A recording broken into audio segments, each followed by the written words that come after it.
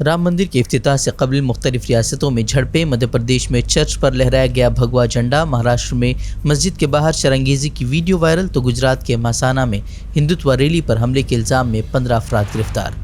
رام مندر پران پرتشٹھا کے روز ہندوتوا ہجوم کے جشن منانے کے دوران کرناٹک کے شیموگا میں برقع پوش خاتون کے اللہ اکبر کے نعرے لگانے سے ہندوتوادیوں کے جشن میں مچی افراتفری، پولیس نے موقع پر پہنچ کر خاتون کو حراست میں لیا۔ ویڈیو وائرل ہونے کے بعد بی جے پی رہنما کے سی ایشورپا نے مسلم خاتون کو گرفتار کرنے کا کیا مطالبہ، جبکہ خاتون کے والد نے کہا 2018 سے ذہنی امراض کا شکار ہے انجم آرا۔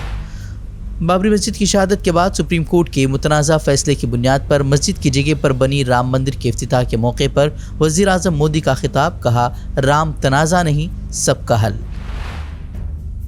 اپوزیشن رہنما کمل ناتھ نے رام مندر افتتاحی تقریب کو سیاسی سٹیج بنانے کا بی جے پی پر لگایا الزام، بولے بھگوان رام کے نام پر سیاست کرنا مذہبی آزادی اور سناتنی روایت کے ساتھ کھلواڑ۔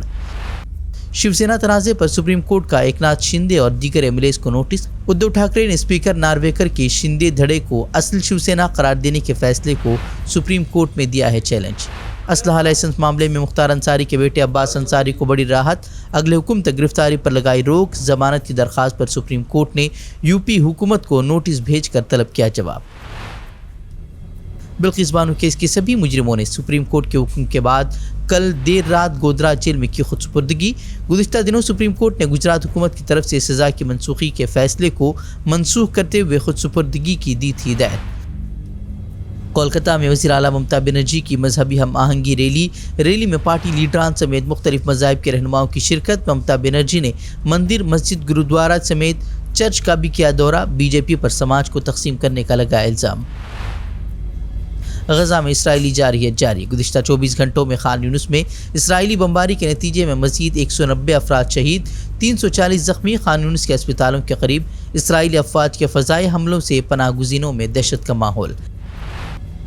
غزہ میں جاری اسرائیلی جارحیت سے خود اسرائیلی بھی پریشان، بڑی تعداد میں اسرائیلی عوام نے وزیر اعظم سے فوری استعفے کا کیا مطالبہ، استعفیٰ دینے اور یرغمالیوں کی رہائی کے لیے مذاکرات کرنے پر بھی دیا زور۔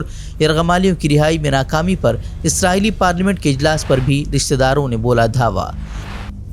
حماس نے یرغمالیوں کی رہائی کے لیے غزہ میں جنگ بندی کی رکھی شرط، لیکن ہٹ درم نتن یاہو کی ڈٹائی برقرار، تمام محاذوں پر جنگ جاری رکھنے کا کیا اعلان۔ یورپی یونین کی خارجہ پالیسی نے اسرائیل کو کیا خبردار، کہا طاقت کے ذریعے نہیں حاصل ہو سکتے اہداف، خطے میں امن کے لیے 2 ریاستی حل کو قرار دیا ضروری۔